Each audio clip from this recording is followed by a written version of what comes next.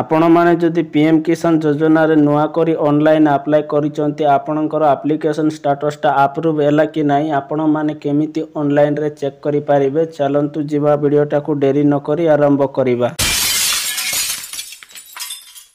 आपण माने Google Chrome browser open करी सारला पर एटारे जो सर्च बार देछि सर्च बार रे हमें एटारे सर्च करिबा पीएम किसान लेखि की सर्च करिबा। हमें एटारे लेखि की सर्च करी सारला पर एही परी इंटरफेस खोलिबो।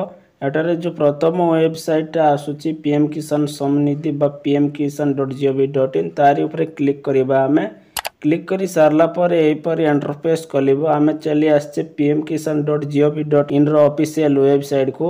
एटारे देखंतु आपण माने न्यू फार्मर रजिस्ट्रेशन लेखा आइछि। आपण माने जदि नुआ करी फार्मर रजिस्ट्रेशन रे पीएम किसान रे ऑनलाइन अप्लाई करिसंती ताले एटारे आपणकर एप्लिकेशन स्टेटस टा अप्रूव हैला कि नाही केमिति जानिबा को हेले प्रथमे आपण माननकु तळकु स्क्रॉल करिबा को पड़िबो।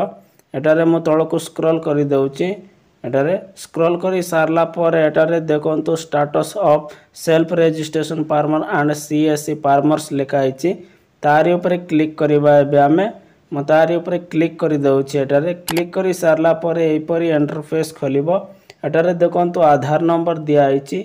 ए बॉक्स भितरे हमें हमर आधार नंबर टा को एंटर करि देबा। मु एटारे मोर आधार नंबर टा को एंटर करि दउछि। आधार नंबर टा को एंटर करी सारला पर एटारे जो कैप्चा कोड टा देछि ए बॉक्स भितरे देखंतु एटारे कैप्चा कोड देछि। ए बॉक्स भितरे हमें कैप्चा कोड टा को देखि कि एंटर करि देबा।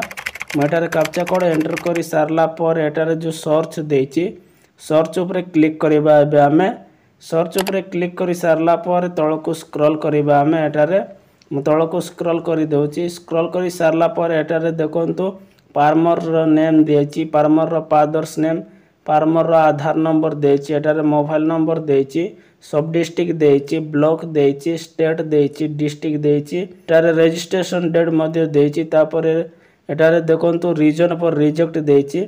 एटारे देखंतु स्टेटस देछि। एटारे pending for approval at district level देछि। एटारे डिस्ट्रिक्ट लेवल रे पेंडिंग रहि जाइछि। नचेत आपण मानको एटारे एपर इंटरफेस खोलिबो। एटारे देखंतु स्टेटस शो करूछि। Click here for e KYC देछि। जदि आपण मानको एपर इंटरफेस खोलुताय स्टेटस ई केवाईसी करबा को देइताय ताले आपण माने क्लिक हेयर पाखरे क्लिक करिकि आपण माने इजीली भाबरे केवाईसी करि पारिबे। आपण माने केवाईसी अपडेट करि पारिबे। आपण मानको मो आई बटन रे गोटे वीडियोटा लगाइ देछि, नचेत एंड स्क्रीन रे मध्ये लगाइ देछि। आपण माने इजीली भाबरे से वीडियो देखिकि केवाईसी करि पारिबे। केवाईसी अपडेट करि सारला पर आपण मानको पीएम किसान स्टेटस एही परि शो करिवो। एटारे देखंतु farmer has already been registered on PM Kisan portal, please check your status from farmer corner under beneficiary status देछि।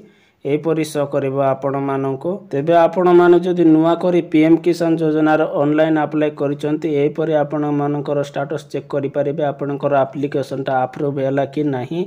आपण मानको जदि वीडियोटा भलो लागितिले लाइक करिवे, संग मानक सहित शेयर करि जणाइबे। प्रथम थर जदि मो चैनल टा को विजिट करिसंती ताले सब्सक्राइब करि बेल आइकन को प्रेस करि देबे। एमिति इन्फॉर्मेटिव वीडियो आपनको सर्वप्रथमे देखिबाकू मिलि पारिबो।